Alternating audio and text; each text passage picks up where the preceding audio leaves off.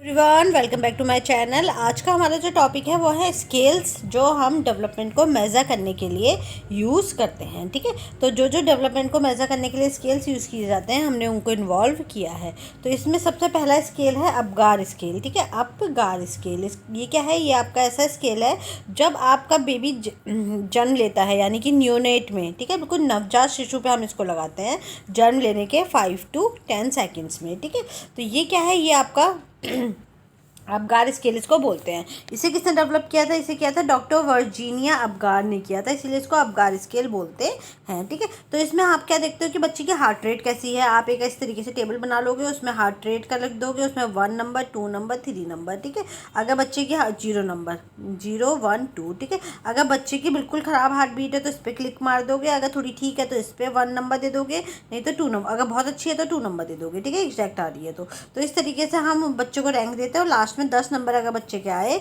तो वो क्या है? हार्ट रेट देखेंगे उसमें। और अगर आपका ये देखो, ये दे रखा है 10 नंबर से पे आएंगे तो बच्चे का क्या है? गुड फिजिकल हेल्थ कहलाएगी। ठीक है, तो यही है, डॉक्टर वर्जीनिया अपगार ने ये स्केल दिया था।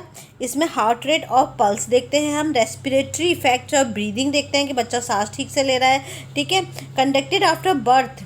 ठीक है, जन्म लेने के तुरंत बाद हम इस स्केल को लगा देते हैं, कंडक्ट कर देते हैं। स्केल मतलब आपके पास एक क्वेश्चनेयर जैसा है 5 चीज़ों का। उस क्वेश्चनेयर में आपको 1 2 0 1 2 मार्क्स बच्चों को देने हैं। ठीक है, उसी के मार्क्स के हिसाब से उस बच्चों को आगे जो है क्या दी जाएगी? सर्विसेज दी जाएगी। अगर बच्चा हेल्दी है तो उसे मदर को दे सकते हो आप। अगर बच्चा हेल्दी नहीं है तो उसे मशीन्स में रखने की ज़रूरत है तो उसे मशीन्स में रखोगे। ठीक है, तो हम इसके लिए कौन सा स्केल यूज़ करते हैं? अपगार स्केल हम यूज़ करते हैं। ठीक है, तो इसमें क्या है आपका? Conducted after birth. ठीक है, बर्थ के तुरंत बाद ही हम इसे लगा देते हैं, कंडक्ट करते हैं।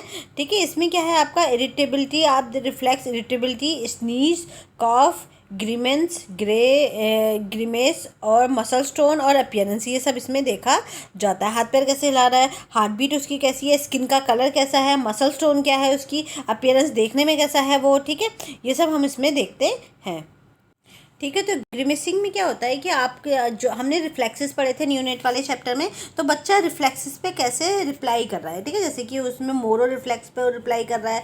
ठीक है, बेबिंस्की पे वो रिप्लाई कर रहा है, तो किस तरीके से बच्चा रिफ्लेक्स पे रिप्लाई कर रहा है। ठीक है, रिएक्ट कर रहा है। तो ये जो हमने रिफ्लेक्सेस पढ़े थे तो वो भी हम इसमें देखते हैं कि जो रिफ्लेक्सेस हैं बच्चा उन पर रिएक्ट करता है या नहीं करता है। ठीक है, तो ये कुछ पॉइंट्स है इसमें। क्या क्या है आपका? स्नीजिंग हो गया, आप देखोगे। ठीक है, इरिटेबल कितना है बच्चा, कॉफ एंड ग्रिमेंसिंग है, ग्रीमेस है, मसल स्टोन है, अपीयरेंस है, ये सब हम इसमें देखते हैं।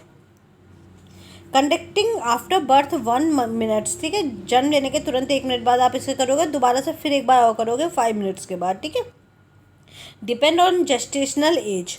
ठीक है, बर्थ वेट। और ये ना कुछ चीज़ें और भी होती है, जैसे अगर बच्चा जन्म लेने से पहले ही एज से पहले ही जन्म ले ले, समय से पहले ही जन्म ले ले, तो उसका थोड़ा कम आएगा। ये बर्थ वेट पे भी इफेक्ट पड़ेगा। मैटरनल, अगर मदर ने कोई मेडिसिन ली हुई है, एनेस्थीसिया मिला हुआ है, ऐसे कॉन्जिनाइटल एबनॉर्मलिटीज़ के चलते भी ये वाले जो रैंक है, ये जो मार्क्स है वो इफेक्ट हो सकते हैं। ठीक है, आपका जो जेस्टेशनल एज पे भी डिपेंड करेगा कि आपका अपगार स्केल कितना आ रहा है। मतलब कि अगर बच्चे का डिलीवरी पहले हो गई है समय से, तो उसके चलते क्या होगा? उसका अपगार स्केल वो इतना अच्छा रिएक्ट नहीं करेगा, क्योंकि अभी बच्चा इतने फुली तरीके से डेवलप नहीं हुआ है न्यूनेट स्टेज में, तो वो क्या करेगा? इतना अच्छा रिस्पॉन्स नहीं करेगा सारे स्केल पे। ठीक है, बर्थ वेट कम है बच्चा, मैटरनल, अगर मदर को कोई मेडिसिन मिली है डिलीवरी के टाइम पे, एनेस्थीसिया, बेहोश है मदर, तो उस दवाई का असर बेबी पे भी होगा। तो बेबी पे भी होगा तो वो रिफ्लेक्सेस पे बहुत अच्छे से रिएक्ट नहीं कर पाएगा।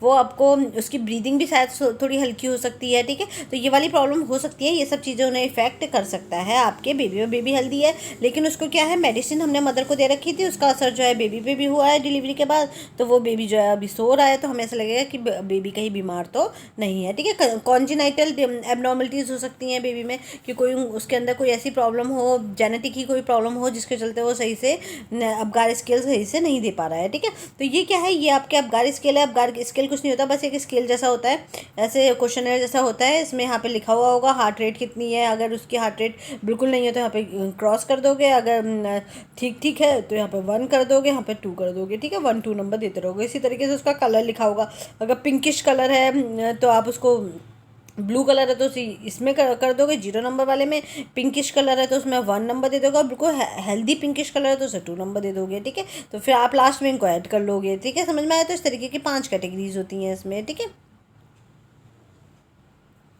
ठीक है। तो इसके बाद इसमें है आपका तो हमें इस तरीके से इसको देखना होता है कि क्या क्या कैटेगरी आपकी इसमें है।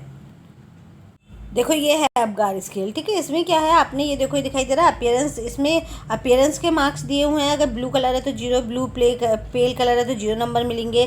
बेबी पिंक बॉडी है तो 1 नंबर मिलेंगे। अगर अच्छा पिंक कलर है तो 2 नंबर मिल जाएंगे बेबी को, ठीक है। तो इस तरीके से पल्सेस है, पल्सेस देखेंगे, अगर पल्सेस एब्सेंट है तो 0 नंबर मिलेंगे बेबी को। अगर 100 BPM से नीचे है तो 1 नंबर मिलेंगे, ठीक है। और अगर 100 से ऊपर है उसका तो 2 पॉइंट मिलेंगे आपकी पल्स, ठीक है। रिफ्लेक्सिस से आप किस तरीके से, फ्लॉफी है, मिनिमम रिस्पांस टू स्टिमुलस या फिर प्रॉम्प्ट स्टिमुलस, मतलब एक तो बिल्कुल ही नहीं दे रहा है वो, आपने उसके मोरो रिफ्लेक्स उसके गले गाल पे हाथ लगाया लेकिन वो बिल्कुल रिस्पॉन्स ही नहीं कर रहा तो उसको फ्लॉफी में रख देंगे, ठीक है। अगर ठीक थोड़ा बहुत रिस्पॉन्स कर रहा है तो उसे 1 पॉइंट दे देंगे। अगर अच्छे से रिस्पॉन्ड कर रहा है तो उसे 2 पॉइंट दे देंगे, जो हमने सारे रिफ्लेक्सेस नियोनेट वाले चैप्टर में पढ़े थे, ठीक है, वाले हैं ये। एक्टिविटी है आपकी, अगर मसल स्टोन उसकी एब्सेंट है, ठीक है, अपने आर्म और हैंड को अच्छे से मूव कर रहा है, ठीक ठाक मूव कर रहा है, और अगर एक्टिवली मूव कर रहा है तो ठीक है, एक्टिविटी ठीक कर रहा है वो तो। फिर रेस्पिरेटरी है, सांस अगर वो अच्छे से ले रहा है, ब्रीदिंग प्रोसेस की ठीक चल रही है तो अगर एब्सेंट है तो आप उसे 0 नंबर दे दोगे। स्लो एंड इरेगुलर है तो उसे 1 नंबर दे दोगे। और अगर बढ़िया है तो वो खूब चीख चिल्ला के रो रहा है, वो अच्छी उसकी ब्रीदिंग चल रही है तो उसको 2 नंबर दे दोगे, ठीक है। तो ये सब क्या है, ये सब हमारे अबगार स्केल के स्कोर है। तो इस तरीके से बाद में ऐड कर लोगे। अगर उसके 10 नंबर आ रहे हैं तो इसका मतलब वो हेल्दी है, ठीक है। ये वाले सारे सिम्टम है, इसका मतलब वो हेल्दी है। अगर उसके रेंज में कम मार्क्स आ रहे हैं तो इसका मतलब अभी उसे है, उसकी ज़रूरत है, ठीक है।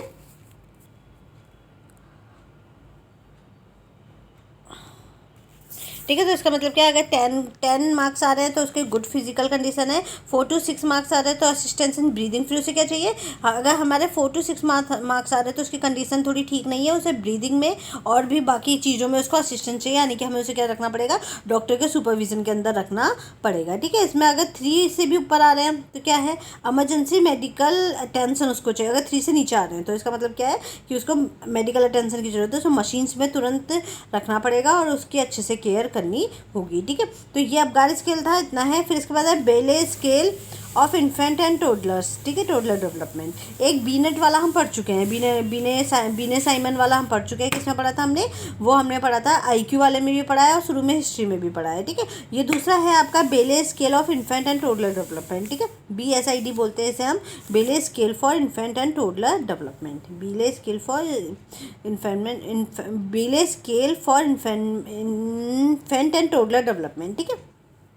ये क्या है, ये आपका कॉग्निटिव है, लैंग्वेज और मोटर एंड सोशल डेवलपमेंट को दिखाता है ये, ठीक है। किसको दिखाएगा, कॉग्निटिव को दिखाता है ये, एंड लैंग्वेज, ठीक है। मोटर एंड सोशल को ये दिखाता है, ये तीनों एस्पेक्ट, जो आपका कॉग्निटिव और लैंग्वेज वाला एस्पेक्ट है और मोटर और सोशल वाला एस्पेक्ट को ये कवर करता है। इससे हम आपका बच्चे का कॉग्निटिव देख सकते हैं, लैंग्वेज देख सकते हैं, मोटर देख सकते हैं और सोशल डेवलपमेंट देख सकते हैं कि बच्चे का कैसा है, ठीक है।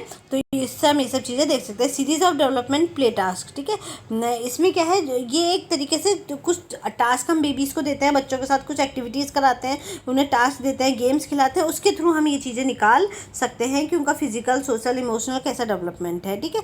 तो फॉर्मल डेवलपमेंट असेसमेंट टूल है ये, बहुत अच्छे से अच्छा टूल है, फॉर्मल है। इसमें आप अच्छे से हर स्टेज को चेक कर सकते हो कि आपके बच्चे का डेवलपमेंट कैसा है। Diagnose delay development in early childhood, और इससे क्या होता है ना, अर्ली चाइल्डहुड में ही किसी बच्चे में अगर डेवलपमेंटल डिलेज है, यानी कि कोई डेवलपमेंट उनका धीरे हो रहा है, लेट हो रहा है, तो उसको हम तभी पकड़ सकते हैं, ठीक है, उस पर काम कर सकते हैं। नॉर्म रिफरेंस्ड असेसमेंट है, ठीक है। नॉर्म रिफरेंस असेसमेंट का मतलब क्या है कि अगर हमने देखा है कि आपको 1.5 साल में बच्चे को चलना आ जाना चाहिए, ठीक है, 1.5 ईयर में क्या होगा, बच्चा चलना शुरू कर दे, लेकिन वो नहीं कर रहा है, तो क्या है, ये नॉर्म को हम चेक कर सकते हैं कि हमारा सही चल रहा है या फिर नहीं चल रहा है। नैन्सी बेले ने बनाया था, किसने बनाया था, नैन्सी बेले ने 1969 में बेले स्केल बनाया था, ठीक है। इसीलिए इसको क्या बोलते हैं, बेले स्केल बोलते हैं, क्योंकि किसने बनाया था, नैन्सी बेले ने बनाया था, ठीक है। ये आप 1 मंथ से लेके 42 मंथ तक के बेबी के साथ क्या कर सकते हो, आप इसको अप्लाई कर सकते हो, ठीक है। 1 मंथ के बेबी में तो जनरली हम क्या देखेंगे, मोटर देखेंगे, क्योंकि इतने छोटे बच्चे में तो हम जनरली मोटर ही देखते हैं, ठीक है। तो ये क्या है, आपका 1 मंथ से लेके 42 मंथ तक के बच्चों को हम इसमें अप्लाई के साथ इसको अप्लाई कर सकते हैं। थोड़ा थोड़ा चेंजेस होगा कि उसमें थोड़े एज के हिसाब से होगा कि इस एज में ये वाला पोर्शन है आपको अप्लाई करना है, ठीक है। इसमें आप DQ असिस्ट करते हो, मतलब डेवलपमेंटल क्वेश्चन जो है वो आप असिस्ट करते हो इसमें। टुक 45 to 60 मिनट्स लगते हैं लगभग इसको, ये वाले स्केल को अप्लाई करने के लिए आपको कितना लगेगा, 45 to 60 मिनट आपको इसमें लगते हैं। तो बेले scale of infant and toddler development में आपका क्या है, कॉग्निटिव, मोटर और लैंग्वेज डेवलपमेंट और सोशल। ठीक है, कॉग्निटिव और लैंग्वेज तो हम एक ही साथ रख लेते हैं, मोटर और सोशल डेवलपमेंट को हम इसमें असेस करते हैं। ठीक है, बेले scale of infant and toddler ने तो किसने दिया था, ये नैन्सी बेले ने दिया था। ठीक है, फिर है आपका इंडियन एडेप्टेशन। ठीक है, इंडियन एडेप्टेशन ये वाला जो आपका स्केल है, ये मेन आपका ये ख़त्म हो गया। ठीक है, बेले वाला भी नया है। तो ये जो नया इंडियन एडेप्टेशन मतलब इंडियन बच्चों के लिए कौन स्पेशली, ये तो एक्चुअली फॉरेन के बच्चों के लिए भी बनाए गए हैं, तो इसमें और लेकिन हमारे बच्चों में और फॉरेन के बच्चों में अंतर है। ठीक है, तो ये हमारा जो है मेन जो हमारे इंडिया के बच्चों के लिए बनाया गया है वो डॉक्टर पाठक ने बनाया था। ठीक है, इन्होंने क्या किया है, developmental assessment scale for Indian infant. ठीक है, DASAI। ठीक है, तो ये क्या है, development assessment scale for Indian infant. तो हमारे इंडियन इन्फेंट्स के लिए है ये। इसमें ये क्या चेक करते हैं, ये क्या चेक करते हैं, एक तो ये 30 मंथ से ऊपर के बच्चे पे लगाते हैं हम इस स्केल को, कि जब आपका 30 मंथ का बच्चा हो जाएगा, 3 साल से ऊपर का बच्चा, तब हम उसमें लगाते हैं। ठीक है, gross motor, fine motor and cognitive evolution भी हम करते हैं। ठीक है, इसमें कॉग्निटिव देखोगे आप और मोटर डेवलपमेंट देखोगे बेबी का। ठीक है, जैसे इसमें तो हम कॉग्निटिव, लैंग्वेज, मोटर, सोशल देख रहे थे, इसमें आप क्या देखोगे, सिर्फ कॉग्निटिव देखोगे और मोटर देखोगे। ठीक है, लैंग्वेज और सोशल इसमें नहीं है। ठीक है, फिर है आपका बड़ौदा डेवलपमेंट स्क्रीनिंग टेस्ट है, ये बड़ौदा में बनाया हुआ है। ठीक है, बड़ौदा डेवलपमेंट स्क्रीनिंग टेस्ट है, ये यहाँ मिलता है ये वाला टेस्ट। ठीक है, तो ये आपका हो गया। ये बस आपको थोड़ा थोड़ा याद रखना है, इसमें ये एक तरह के क्वेश्चनर्स हैं जो मार्केट में आते हैं, जिनसे हम बच्चों का क्या कर सकते हैं, डेवलपमेंट असेस कर सकते हैं। ठीक है, फिर नेक्स्ट है आपका थीमेटिक एप्रिसेप्शन टेस्ट। ठीक है, ये हमने अच्छे से पढ़ा है जब हम रिसर्च पढ़ रहे थे। ठीक है, तो रिसर्च में ये साइकोलॉजिकल टेस्ट के अंदर हमने पढ़ा था थीमेटिक एप्रिसिएशन टेस्ट। ठीक है, तो ये क्या है, एक प्रोजेक्टिव टेक्निक है। क्या है, प्रोजेक्टिव टेक्निक, TAT बोलते हैं इसको हम शॉर्ट में, थीमेटिक एप्रिसिएशन टेस्ट। ठीक है, इसमें क्या होता है, आपको पता है बच्चा छोटा है तो वो खुद से अपनी चीज़ें, अपनी फीलिंग्स को व्यक्त नहीं कर सकता है। हम क्या करते हैं, इनडायरेक्ट टेस्ट लेकर के, इनडायरेक्टली उनसे टेस्ट लेकर के हम क्या करेंगे, उससे वो डेटा कलेक्ट करने की कोशिश करते हैं। ये हमने रिसर्च में देखा था। ठीक है, तो प्रोजेक्टिव टेक्निक होती है ये। प्रोजेक्टिव टेक्निक क्या है आपकी, प्रोजेक्टिव टेक्निक का मतलब तब होता है जब हमें पता है सामने वाला सही आंसर नहीं देगा। ठीक है, तो हम उससे घुमा फिरा के आंसर लेते हैं। ठीक है, कि उसके अंदर चल क्या रहा है। तो बच्चों के साथ भी यही केस है, हमें पता है कि वो सीधे नहीं लेगा, तो हमें अलग टेक्निक से उससे आंसर निकालने होते हैं। ठीक है, डिस्क्राइब एम्बिग्यूअस सीन्स। ठीक है, आप क्या, इसमें क्या होता है ना, कुछ कार्ड्स होते हैं थीमेटिक एप्रिसिएशन टेस्ट में। TAT वाले में क्या है, प्रोजेक्टिव टेक्निक में कुछ कार्ड्स हैं, कुछ छोटे छोटे कार्ड्स हैं, इसमें छोटी छोटी सी पेंटिंग्स बनी हुई हैं। ठीक है, उन पेंटिंग्स को, उन डिज़ाइन को हम बच्चों को दिखाते हैं, बच्चों से पूछते हैं आप क्या समझ रहे हो, तो उस डिज़ाइन से ना अब ये देखा जाता है कि बच्चे उसमें से क्या निकाल रहे हैं। ठीक है, तो वो क्या है, वो आपका प्रोजेक्टिव टेक्निक में आता है। डिस्क्राइबिंग एम्बिग्यूअस, कुछ सीन्स बताया और उससे निकाला। पिक्चर इंटरप्रिटेशन टेक्निक है ये, फोटोग्राफ दिखाई, पिक्चर्स दिखाई, कुछ ड्रॉ करके आपने दिखाया, ऐसे कार्ड्स आते हैं छोटे छोटे से, फिर हम बच्चों को दिखाते हैं, बच्चे उसमें से एक्सप्लेन करते हैं कि उन्हें क्या दिखाई दे रहा है उसमें। ठीक है, Henry A Muri and Christian De Morgan ने बनाया था। ठीक है, हेनरी ए मूरी आ सकता है एग्जाम में, Henry A Moore and Christian De Morgan ने बनाया था आपका TAT बहुत अच्छा टेस्ट है भाई, बहुत फेमस टेस्ट है ये। ठीक है, फिर इसमें 31 कार्ड्स इसके अंदर पाए जाते हैं। प्रीडिक्टेड कैरेक्टर सिमिलर टू सब्जेक्ट। ठीक है, इसमें क्या है आपका प्रीडिक्टेड सिमिलर टू सब्जेक्ट, इसमें क्या है, अलग अलग तरीके के कार्ड्स होते हैं, वो आपको किसी एक टॉपिक पे ज़्यादा से ज़्यादा आप उस टॉपिक पे अवेयरनेस नॉलेज ले सकते हो। ठीक है, तो ये आपका क्या है, थीमेटिक एप्रिसिएशन टेस्ट है। अब इसके बाद जो नेक्स्ट टेस्ट है वो है वेस्लर एडल्ट इंटेलिजेंस टेस्ट। ठीक है, ये खत्म हो गया है थीमेटिक एप्रिसिएशन, और ये बहुत डिटेल में हमने पढ़ाया रिसर्च वाले चैप्टर में। ठीक है, अब इसके बाद ये है आपका वेस्लर एडल्ट इंटेलिजेंस टेस्ट, ये दूसरा टेस्ट है। ये हमने जो बीनट साइमन वाला पढ़ा था। ठीक है, बीनट साइमन का इंटेलिजेंस टेस्ट पढ़ा था लास्ट क्लास में, IQ वाले चैप्टर में ही पढ़ा था, इंटेलिजेंस वाले चैप्टर में पढ़ा था, और पहले हिस्ट्री में ही पढ़ा था। ये भी वैसा ही है, बस इसमें क्या है, ये एडल्ट्स के लिए है। ठीक है, वो किसके लिए था, वो हमारे सिर्फ बच्चों के लिए है। ठीक है, लेकिन ये एडल्ट्स के लिए, ये एडल्ट्स के लिए भी है और ग्रुप्स के लिए भी है। ठीक है, तो वो हमारे इसलिए हम नहीं लगा सकते उसे बड़े लोगों पर, लेकिन ये हमारा एडल्ट्स के लिए है, वेस्लर एडल्ट इंटेलिजेंस स्केल। और ये जो वेस्लर का है, वेस्लर के अलग अलग है, एक तो इन्फेंट के लिए भी है इनके पास, अभी आया भी था एक क्वेश्चन में उसमें, ठीक है। एक प्री स्कूलर्स के लिए भी है इनके पास, और ये एक इनके पास एडल्ट्स के लिए भी है, ठीक है। तो इनके पास कई सारे स्केल्स हैं इन्होंने जो बनाए थे, तो वो अलग अलग तरीके के स्केल इन्होंने बनाए हुए हैं, ठीक है। तो वेस्लर एडल्ट इंटेलिजेंस स्केल में आपका क्या है, WAIS है, वेस्लर एडल्ट इंटेलिजेंस स्केल। ये एक तो डेविड वेस्लर्स ने बनाया है। किसने बनाया है? डेविड वेस्लर ने बनाया है ये, ठीक है। 1955 में बनाया हुआ था, लगा लो अब से भी 75 ईयर पहले, ठीक है। तो 1955 में बनाया गया था ये। Major adult and adolescence intelligence, इसमें हम किसका इंटेलिजेंस चेक करते हैं, इसके थ्रू मेजर करेंगे किसका, एडल्ट्स का और एडोलसेंस का, ठीक है। इसमें 10 कार्ड्स होते हैं हर इसमें ये सारी कैटेगरीज हैं इसके अंदर, ठीक है। जो दिखाई दे रही है ना, ये सारी कैटेगरीज हैं। तो हर कैटेगरीज के अंदर कार्ड्स होंगे और 5 सप्लीमेंटल टेस्ट होंगे। कार्ड्स और 5 सप्लीमेंटल टेस्ट हर कैटेगरी के अंदर होते हैं, ठीक है। तो ये इसमें कैटेगरी क्या क्या है, इस स्केल को कितनी कैटेगरी में डिवाइड किया गया है। फर्स्ट कैटेगरी ये है, सेकंड ये है, थर्ड ये है, फोर्थ ये है, और आपका 4 ही है, ठीक है। तो फर्स्ट ये हो गई आपकी, सेकंड ये हो गई, थर्ड ये हो गई, और फोर्थ ये हो गई, ठीक है। तो बेसिकली इसको 4 कैटेगरीज में इन्होंने डिवाइड किया है, जिसमें से पहला है वर्बल कॉम्प्रहेंसन इंडेक्स स्केल, ठीक है। वर्बल कॉम्प्रहेंसन इंडेक्स स्केल, तो ये वर्बल कॉम्प्रहेंशन मतलब शब्द किस तरीके से आप यूज़ कर रहे हो, ठीक है, उसके वो देखेंगे इस कैटेगरी के अंदर। तो ये भी क्या है कि स्केल की तरह है, क्वेश्चनर बने हुए हैं, बस इन 4 कैटेगरी में वो क्वेश्चनर जो है वो डिवाइडेड है। तो हम उन्हें सॉल्व करेंगे, उन एक्टिविटीज़ को परफॉर्म करेंगे, तो उससे हमारा स्कोर निकल के आ जाएगा कि हमारा IQ कितना है। तो इसमें वर्बल कॉम्प्रहेंशन स्केल में सिमिलरिटीज, वोकेबलरी, इन्फॉर्मेशन, ये सब देखते हैं। इसके अंदर सप्लीमेंटल सब टेस्ट भी है कॉम्प्रहेंशन का, ठीक है। पढ़ के उसको आपको आंसर्स देने हैं, ठीक है। दूसरा है वर्किंग मेमोरी इंडेक्स स्केल, है कि आपकी दिमाग कितना चलता है। इसमें डिजिटल स्पेन और आपका एरिथमेटिक है। एरिथमेटिक मतलब कैलकुलेशन से रिलेटेड है ये, ठीक है। इसमें सप्लीमेंट्री टेस्ट है जिसमें लेटर्स, नंबर, सिक्वेंसिंग, ये सब देखते हैं, ठीक है।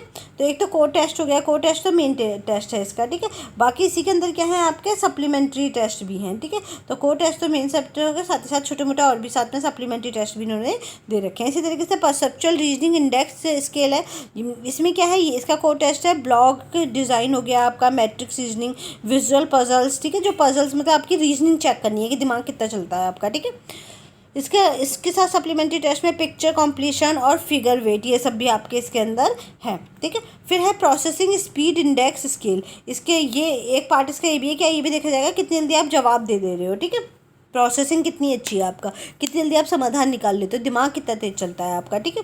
तो सिंबल्स और सर्च कोडिंग है इसके कोर्स में। और दूसरा है आपका सप्लीमेंटेशन, सब टेस्ट और कैंसिलेशन, ठीक है। ये इसके अंदर के कोड सप्लीमेंट्री टेस्ट हैं, ठीक है। तो ये सिंपल है, कुछ पार्ट्स में डिवाइड किया है, वर्बल पार्ट्स में, वर्किंग मेमोरी पार्ट्स में, परसेप्चुअल रीजनिंग मतलब कि रीजनिंग वाले पार्ट्स में कि आप अपना दिमाग लगा के कितना सॉल्यूशन निकालते हो, और साथ ही साथ सप्लीमेंटेशन, प्रोसेसिंग स्पीड इंडेक्स के उसमें इसको सॉल्व किया गया है, ठीक है। तो ये हमारे आज कुछ हमने टेस्ट पढ़े, जिसमें से मेन टेस्ट यही है, एग्जाम में आते हैं। सबकार स्केल कई बार एग्जाम में आया है, बेले स्केल आया है, इसकी फुल फॉर्म आ जाती है, TAT तो आता ही रहता है, और वेस्लर एडल्ट इंटेलिजेंस स्केल भी आया हुआ है। पिछले बार वाला आया था Wechsler pre Schuler intelligence scale, तो उसकी फुल फॉर्म आई थी, ठीक है। तो ये सारे जो हैं, ये सारे टेस्ट थे आप जो आज हमने पढ़े। वैसे बहुत सारे टेस्ट हैं, मुझे लगता है हज़ारों टेस्ट होंगे, लेकिन फिलहाल हमने वही पढ़े हैं जो हमारे एग्जाम के पॉइंट ऑफ व्यू से इंपॉर्टेंट है। चलिए ठीक है, फिर HD लगभग अब कंप्लीट हो गया है, बस इसका एक्सेप्शनल चिल्ड्रन वाला एक वीडियो और बनेगा। बाकी HD अब हमारा सब कंप्लीट हो गया है, बस एक्सेप्शनल चिल्ड्रन मैं जल्द से जल्द उसको भी कंप्लीट कर दूँगी, तो HD हमारा कंप्लीट हो जाएगा। Thank you everyone, have a nice day.